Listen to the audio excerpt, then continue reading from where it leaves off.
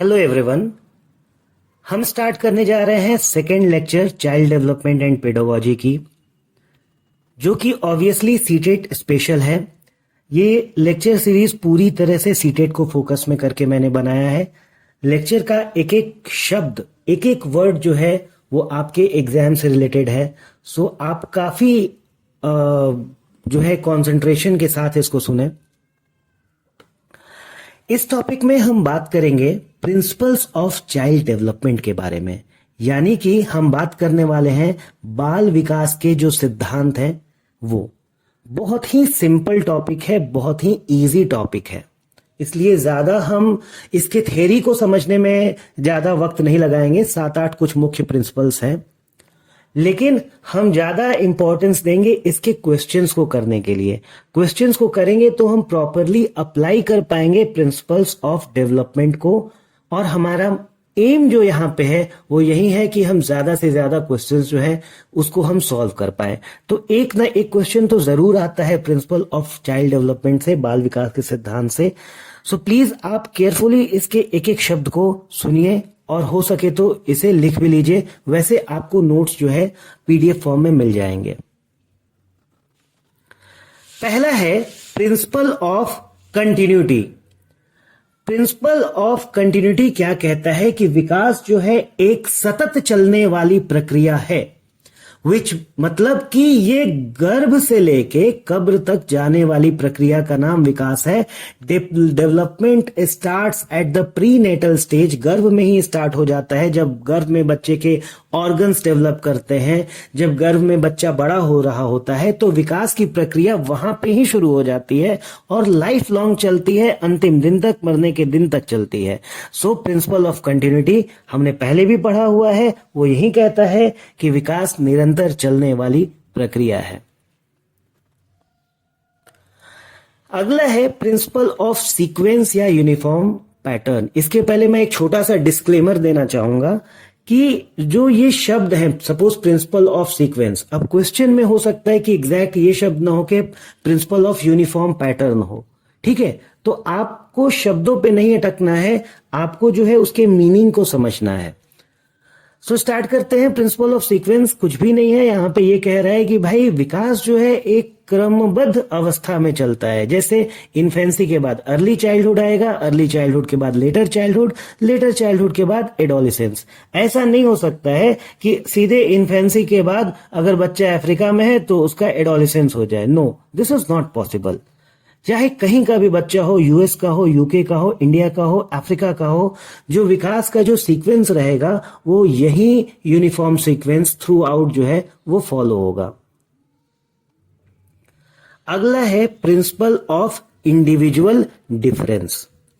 यहां पे ये कहता है कि हर व्यक्ति अनूठा है। No two individuals in the world are alike. कोई भी दो व्यक्ति इस विश्व में बिल्कुल एक जैसे नहीं हो सकते हैं। हर व्यक्ति जो है उसमें कुछ न कुछ डिफरेंसेस है, इस वजह से वो यूनिक है। Each child grows at his unique pace. हर बच्चा जो है अपने एक यूनिक स्पीड से जो है वो डेवलप करता है, बढ़ता है। So this is the principle of individual difference. यहां पे जैसे हमने एक एग्जांपल लिया है, सपोज एक बॉलीवुड मूवी से मैंने ये क्लिप उठाई है। यहां पे हम देख रहे हैं कि ये दो जो है जुड़वा लोग हैं, ट्विंस हैं। अभी ट्विंस एक देखिए यहां पे तो देख के ऐसा लग रहा है कि बिल्कुल एक जैसे हैं, ये बिल्कुल अचंभित हो रहे हैं। पर अगर हम आइडेंटिकल ट्विंस का भी केस अगर हम उठा लें, if I talk about identical twins, अगर उनमें भी अगर हेरिडिटी कोरिलेशन है तो वो 90% तक जाएगा, 0.9 तक जाएगा। 100% तो दो लोग एक जैसे हो ही नहीं सकते हैं। तो ये जो कॉन्सेप्ट है पूरी तरह से गलत है। ये क्वेश्चन पूछा जाता है कि भाई आइडेंटिकल ट्विंस में जिनको कि सेम इन्वायरमेंट में रखा गया हो, आइडेंटिकल ट्विंस, और उनको अगर हमने सेम इन्वायरमेंट में रखा हो तो भी उनमें जो हेरिडिटी कोरिलेशन है वो सिर्फ 90% रहेगा, यानी कि वो भी जो है एक दूसरे से भिन्न रहेंगे। सो यही है principle of individual difference, that no two individuals are exactly alike. अगला है प्रिंसिपल ऑफ प्रेडिक्टेबिलिटी। डेफिनेटली हम विकास का जो प्रक्रिया है, विकास की जो प्रक्रिया है उसको देख के हम बता सकते हैं कि हर बच्चे का विकास कैसे होगा, किस रफ्तार से होगा, किस रेट में होगा। Because most children will develop at the same rate and about the same time as other. अगर हम स्टैंडर्ड फिफ्थ क्लास के बच्चों को ले लें, ठीक है, उठा लें, तो जितने भी बच्चे हैं उनमें लगभग जो हाइट होगी वो समान होगी। जैसे उन क्लास फिफ्थ के बच्चों की हाइट जो है 4 फीट, सपोज मैं एक एग्जांपल दे रहा हूं, 4 फीट 8 इंच है, तो अगले बच्चे की भी जो होगी हाइट वो लगभग 4 फीट 5 इंच हो सकती है। ऐसा नहीं हुआ कि क्लास फिफ्थ का जो बच्चा है कोई बच्चा जो है वो 6 फीट का है और कोई बच्चा जो है वो 3 फीट का है, ये नहीं होगा। इवन फिजिकल डेवलपमेंट में भी ऐसा नहीं होगा। स्टैंडर्ड फिफ्थ के हर बच्चे को जो है वो बेसिक मैथमेटिक्स क्या क्या आता रहेगा, एचसीएफ एलसीएम सॉल्व करना आता रहेगा, लेकिन शायद ही कोई वहां पे अपवाद हो जिसे कि ट्रिग्नोमेट्री भी आता हो, अदरवाइज सामान्यतः सभी को नहीं आएगा। तो ये प्रिंसिपल ऑफ प्रेडिक्टेबिलिटी है। हम क्लास फिफ्थ के बच्चे को देख के प्रेडिक्ट कर सकते हैं कि इसके संज्ञान का कितना विकास होगा, इसका कॉग्निटिव डेवलपमेंट कितना हुआ होगा, इसका फिजिकल डेवलपमेंट कितना हुआ होगा, इसका जो है सोशल डेवलपमेंट कितना हुआ होगा, ये कितने देर तक अपनी मम्मी के साथ रह सकता है, मम्मी से दूर रह सकता है, ये सारी चीजें हम प्रिडिक्ट कर सकते हैं। Next is principle of orderly development. Orderly development का मतलब ये होता है कि डेवलपमेंट जो है वो जनरल से स्पेसिफिक की तरफ चलता है। इसको जो है कई बार बोल देता है कि principle of general to specific भी बोला जा सकता है। मतलब वही है जैसे हमने ग्रॉस टू फाइन में पढ़ा था कि बच्चे पहले जनरल चीजें जो है वो समझते हैं, ठीक है, और फिर किसी पर्टिकुलर चीज को, जैसे बच्चा जो है पहले चलना फिरना सीखेगा और फिर जो है टाइपिंग करना, राइटिंग करना, पेंटिंग करना, ड्राइंग करना, ये सारी चीजें सीखेगा। So this is principle of orderly development. General to specific, ये जो कीवर्ड है ये आपको याद रखना है। अगला है principle of spiral versus linear. कहने का मतलब ये है कि जो विकास है, जो डेवलपमेंट है, वो लीनियर नहीं होता है, वो ऐसे एक सीधी रेखा में नहीं होती है। विकास की प्रक्रिया जो होती है वो यहां से स्टार्ट होगी एक स्पाइरल वे में। सपोज एक पॉइंट से स्टार्ट हो रहा है, बच्चा आगे बढ़ेगा, बढ़ने के बाद जो है वो रुकेगा भी, खुद को कंसोलिडेट करेगा, मजबूत बनाएगा, कुछ चीजें समझेगा, बैकफुट पे भी आएगा और फिर वो आगे का स्टेप लेगा, फिर वो ऐसा करेगा और वो ऐसा एक स्पाइरल वे में जो है करता जाएगा और आगे उसका जो है एडवांसमेंट होता जाएगा। आप यहां पे देख सकते हैं, ना कि ऐसा कि उसने इस पॉइंट से विकास स्टार्ट किया और ये स्पीड में ऐसे चला गया। No, principle of spiral versus linear यही है कि विकास जो है, डेवलपमेंट जो है, that is always spiral and not linear. अगला है principle of interaction between heredity and environment. अभी हेरिडिटी क्या है? हेरिडिटी यानी कि वो जो वंशानुगत चीजें हैं वो हेरिडिटी है, और इन्वायरमेंट हमारा आसपास। तो ये क्या कहता है कि हम एज अ इंडिविजुअल क्या हैं, हम जो है इन्वायरमेंट के और हेरिडिटी और इन्वायरमेंट के जो है हम ज्वाइंट प्रोडक्ट हैं। हमारे ऊपर हेरिडिटी का भी इफेक्ट है, हमारे ऊपर इन्वायरमेंट का, अपने आसपास का भी इफेक्ट है। हम पूरी तरह से अपने हेरिडिटी के वजह से नहीं है, हम जो भी हैं हम इन दोनों के ज्वाइंट इंटरैक्शन के वजह से हैं। जैसे कि फॉर एग्जाम्पल अगर एक बच्चा है तो बहुत सारी चीजें, सपोज उसका कलर, उसकी हाइट जो है वो हो सकता है कि अपने मदर फादर से आई हो, ठीक है। बट अगर वो स्पोर्ट्समैन बनना चाहता है तो उसको एक करेक्ट जो है वातावरण भी मिलना चाहिए, उसे एक करेक्ट कोच मिलना चाहिए, करेक्ट जमीन मिलना चाहिए जहां पे कि वो अपना जो भी स्पोर्ट्स है जिसमें वो रुचि रखता है उसको वो प्रैक्टिस करे।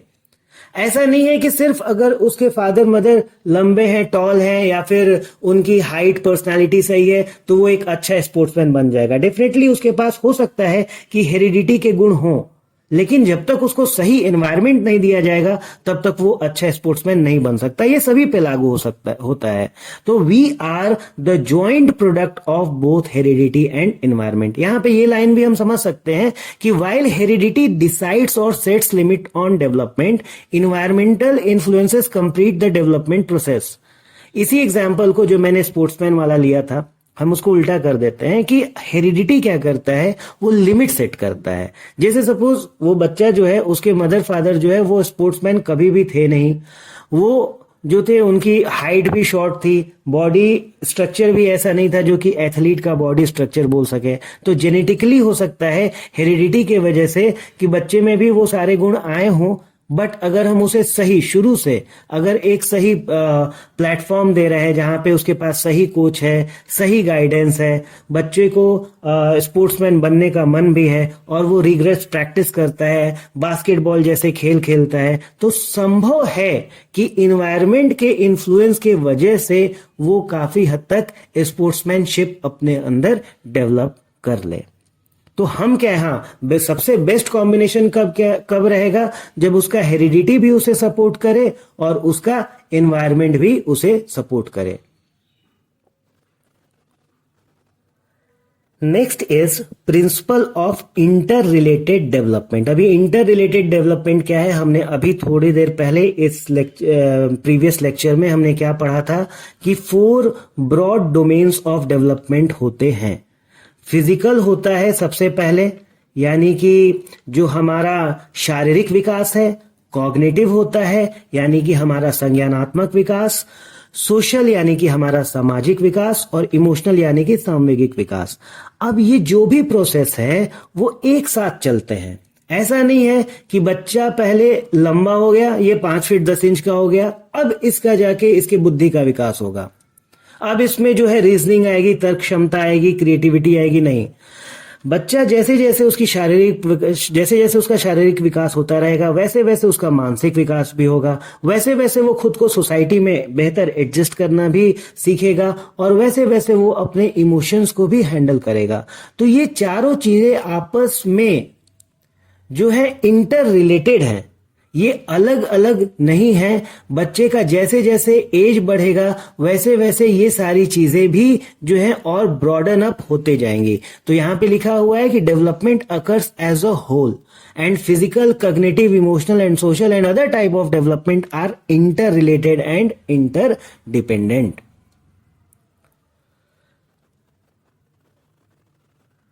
अगला है दिशा का सिद्धांत, प्रिंसिपल ऑफ डायरेक्शन। ये भी, इससे भी जो इस टॉपिक से भी क्वेश्चन जो है बिल्कुल आता ही आता है। ये जो प्रिंसिपल है, अक्सर पूछा जाता है कि भाई सिफेलोकॉर्डल क्या है या प्रॉक्सिमोडिस्टल क्या है।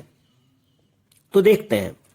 सिफेलोकॉर्डल का मतलब होता है सर से पैर की तरफ, सर से पैर की तरफ इज सिफेलोकॉर्डल, और केंद्र से बाहर की तरफ जो है वो है प्रॉक्सिमोडिस्टल। केंद्र से बाहर की तरफ प्रॉक्सिमोडिस्टल। पहले तो आसानी से समझ ले कि दिशा को, दिशा का सिद्धांत सबसे पहला है सिफेलोकॉर्डल। वो क्या बोल रहा है कि विकास जो है वो कैसे जाएगा, सर से पैर की तरफ जाएगा, ये लॉन्गिट्यूडनल एक्सिस में, लंबवत रेखा में। और प्रॉक्सिमोडिस्टल क्या बोल रहा है कि विकास जो है वो कैसे जाएगा, दूर विमुख, यानी कि केंद्र से जो है वो बाहर की तरफ, फ्रॉम सेंटर टू पेरिफेरी। तो उसको डिटेल में देख लेते हैं। प्रिंसिपल ऑफ सिफेलोकॉर्डल बोलता है development proceeds in the direction of longitudinal axis, that means head to toe की तरफ, हेड टू फुट की तरफ। इसके वजह से क्या होता है कि बच्चा क्या करता है कि चलने के पहले, खड़े होने के पहले वो सबसे पहले अपने हेड पे कंट्रोल करता है, फिर अपने आर्म्स पे, अपने हाथों पे, बाजुओं पे कंट्रोल करता है, और तब जाकर लास्ट में वो अपने लेग पे कंट्रोल करता है और इस वजह से खड़ा हो पाता है या चल पाता है। हाँ, सबसे पहले वो अपने सर का इस्तेमाल करता है, अपने सर को हिलाता है, फिर जो है अपने हाथों के को यूज करते हुए आगे सरकता है, और फिर फाइनली जो है वो पैर का इस्तेमाल करना और खड़ा होना सीखता है। So this is principle of cephalocaudal, head to toe. ये चीज हमें याद रखना है। प्रिंसिपल ऑफ प्रॉक्सिमोडिस्टल क्या बोलता है? प्रिंसिपल ऑफ प्रॉक्सिमोडिस्टल बोलता है कि सेंट्रल बॉडी पार्ट से बाहर की तरफ, पेरिफेरी की तरफ, यानी कि केंद्र से बाहर। ये अगर उसका स्पाइनल कॉर्ड है, पहले वो इसको कंसोलिडेट करेगा और फिर वो जो है अपने आर्म्स की तरफ जाएगा, इसको उठाना सीखेगा और फिर फाइनली अपने फिंगर्स का यूज करेगा। तो यहां पे लिखा हुआ है that is why in the beginning child is seen to exercise control over large fundamental muscles of arm. पहले वो अपने सेंटर से अपने आर्म्स के मसल्स को, पहले अपने हाथों को पूरी तरह से उठाएगा और फिर फाइनली जो है स्मॉलर मसल्स का यूज करके लिखना, पढ़ना या जो भी चीजें हैं अपनी उंगली का मूवमेंट करना सीखेगा। तो ये क्या है? Principle of proximodistal, centre to periphery, केंद्र से बाहर की ओर। अब देखिए, इतने सारे प्रिंसिपल ऑफ डेवलपमेंट हमने पढ़े, तो आखिर क्यों पढ़े? तो जरूर इसका कोई ना कोई एप्लीकेशन होगा। जैसे मैं यहां पे कुछ एप्लीकेशंस मैंने लिख के बताए हैं। Adjusting school programme. अब सपोज हमने देखा, एक हमने प्रिंसिपल पढ़ा है, for example principle of individual difference. हर एक बच्चा अलग है, हर एक बच्चा अनूठा है। तो हमें अभी जो नए नए जो नेशनल करिकुलम फ्रेमवर्क में जो चेंजेस आ रहे हैं, वो भी कह रहे हैं कि हमें जो है इंडिविजुअल डिफरेंसेस को समझना है और हमें अपने करिकुलम को इतना बदलाव इसमें लाना है कि बच्चे के हिसाब से जो करिकुलम है वो कस्टमाइज हो सके। तो ये है एडजस्टिंग स्कूल प्रोग्राम। बच्चों को सिंपैथेटिकली हैंडल करना, उन्हें समझ पाना, उनके एज ग्रुप के हिसाब से उनको हैंडल कर पाना, ये भी हम प्रिंसिपल ऑफ डेवलपमेंट से सीखते हैं। उनको एक इफेक्टिव गाइडेंस देना। अगर कोई बच्चा जो है वो काफी, उसका आईक्यू काफी ज्यादा बेहतर है, हाँ, या फिर एक बच्चा है जो वो suppose he is born with some disability, तो उसको कैसे हम गाइडेंस दें, किस तरह का उसको सही इन्वायरमेंट प्रोवाइड करें, ये सारी चीजें भी हम प्रिंसिपल ऑफ डेवलपमेंट से सीख सकते हैं। और बच्चे के साथ सही उम्मीद रखना। जैसे क्लास 3 के बच्चे के साथ हम ये उम्मीद नहीं रखते हैं कि वो एडवांस एल्जेब्रा के या एडवांस ट्रिग्नोमेट्री के जो क्वेश्चंस हैं वो सॉल्व कर पाएगा। तो सही एक्सपेक्टेशन भी हमें कैसे आता है? तो प्रिंसिपल ऑफ डेवलपमेंट को जान के आता है। अब 1 बाय 1 हम क्वेश्चन के साथ साथ इस टॉपिक को पूरी तरह से एंड करते हैं। क्वेश्चंस को सॉल्व करना ही सबसे इंपॉर्टेंट है। तो यहां पे फर्स्ट क्वेश्चन देखते हैं, विच of the following is not a principal of development. Question में पूछा गया है नॉट, तो क्वेश्चन को ध्यान से देखना है, बिकॉज अगर आपने क्वेश्चन को ध्यान से नहीं देखा तो आप गलत आंसर को जो है वो टिक कर देंगे। अब यहां पे जब पूछा जा रहा है कि कौन सा प्रिंसिपल ऑफ डेवलपमेंट नहीं है, तो भाई डेवलपमेंट इज रिलेटिवली ऑर्डरली। हाँ भाई, डेवलपमेंट तो ऑर्डरली होता है, हमने पढ़ा। Development takes place gradually over a period of time. हाँ भाई, ग्रेजुअली होता है, एक दिन में तो डेवलपमेंट हो जाएगा नहीं। Individuals develop at different rate. हाँ, तो इंडिविजुअल्स जो है वो डिफरेंट रेट पे डेवलप करते हैं, एक साथ तो सारे इंडिविजुअल्स का डेवलपमेंट नहीं होता है। Exact course and nature of development is determined at the time of birth itself. नहीं, ऐसा नहीं होता है। सिर्फ जन्म के समय कैसे उसका डेवलपमेंट होगा, exact course and nature of development ये नहीं बताया जा सकता। इसका मतलब आपने इन्वायरमेंट का जो भी इन्फ्लुएंस रहता है, आपने इन्वायरमेंट के इन्फ्लुएंस को पूरी तरह से जो है आपने जो है नकार दिया। अगर आप कह रहे हैं कि बच्चे के जन्म के समय ही पता चल जाएगा कि किस तरह से डेवलपमेंट उसका प्रोसीड करेगा, दैट मीन्स कि आपने इन्वायरमेंटल इन्फ्लुएंस को पूरी तरह से इग्नोर कर दिया है, विच इज नॉट पॉसिबल। क्योंकि ये गलत है, ये वाला जो ऑप्शन है वो गलत है with the principle of development, इसलिए ये जो है हमारा सही जवाब होगा। ठीक है, तो इसमें आपको करना क्या है, आपको सबसे पहले क्वेश्चन को ध्यान से पढ़ना है, नॉट है कि क्या है ये देखना है, और उसके बाद सबसे पहले आपको चारों ऑप्शंस पढ़ने हैं। ऐसा नहीं है कि सपोज आपको ऑप्शन बी सही लग रहा है या ऑप्शन बी में ही आपको सही मिल गया तो आपको सी और डी नहीं पढ़ना है। सीटेट में आपको चारों के चारों ऑप्शंस पढ़ने हैं और फिर जाके आपको अपना डिसीजन लेना है कि कौन सा सबसे सही आपको लग रहा है। नेक्स्ट है, which of the following is a principal of development, इनमें से कौन सा? देखिए इसके पहले वाले क्वेश्चन में नॉट पूछा था, यहां पे पूछा है which of the following is the principle of development, June 2012 paper 1। तो इसमें बोल रहा है पहला, it does not proceed at the same pace for all. अच्छा देख लेते हैं भाई दूसरा क्या है, डेवलपमेंट इज ऑलवेज लीनियर, नहीं हम जानते हैं लीनियर होता ही नहीं है, स्पाइरल होता है। It is a discontinuous process, नहीं भाई डेवलपमेंट जो है वो कंटिन्यूअस प्रोसेस है। All process of development are not interrelated, नहीं सारे के सारे प्रोसेस जो होते हैं PCSC जितने डोमेन्स हैं जो कुछ भी हैं वो सब आपस में इंटर रिलेटेड होते हैं। तो चूंकि ये पूछ रहा है कि कौन सा प्रिंसिपल ऑफ डेवलपमेंट है, तो ये पहला वाला प्रिंसिपल ऑफ डेवलपमेंट है।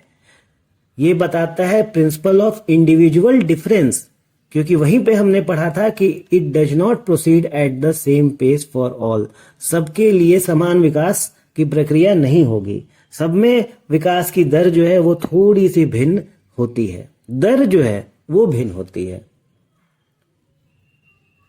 विच ऑफ द फॉलोइंग, देखिए फिर से आ गया, इसलिए मैंने यहां पे थोड़ा सा हाईलाइट भी कर दिया है, क्वेश्चन में आपको जरूरी नहीं है कि हाईलाइट करके मिलेगा। विच of the following is not a principal of development, development is life long, तो भैया ये तो प्रिंसिपल ऑफ डेवलपमेंट है। डेवलपमेंट इज मॉडिफाइएबल, यानी कि चेंजेबल, परिवर्तन कर सकते हैं, बिल्कुल परिवर्तन कर सकते हैं। हम क्या हैं और हम क्या होना चाहते हैं उसके लिए हम प्रयास करके अपने अंदर परिवर्तन कर सकते हैं, मॉडिफाई कर सकते हैं, अपने व्यवहार को मॉडिफाई कर सकते हैं। Development is influenced by both heredity and environment, बिल्कुल सही, डेवलपमेंट पे दोनों का ही प्रभाव है, हेरिडिटी का भी प्रभाव है और एनवायरनमेंट का भी प्रभाव है।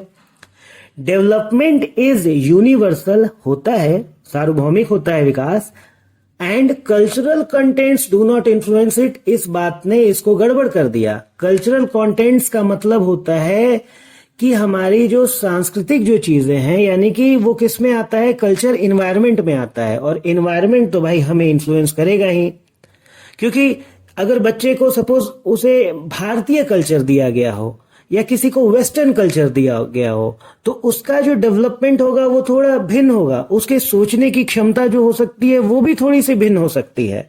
सोचने की क्षमता, तर्क क्षमता क्या है, कॉग्निटिव डेवलपमेंट है। उसका जो सोशल डेवलपमेंट है वो भी जो है वो थोड़ा सा भिन्न हो सकता है।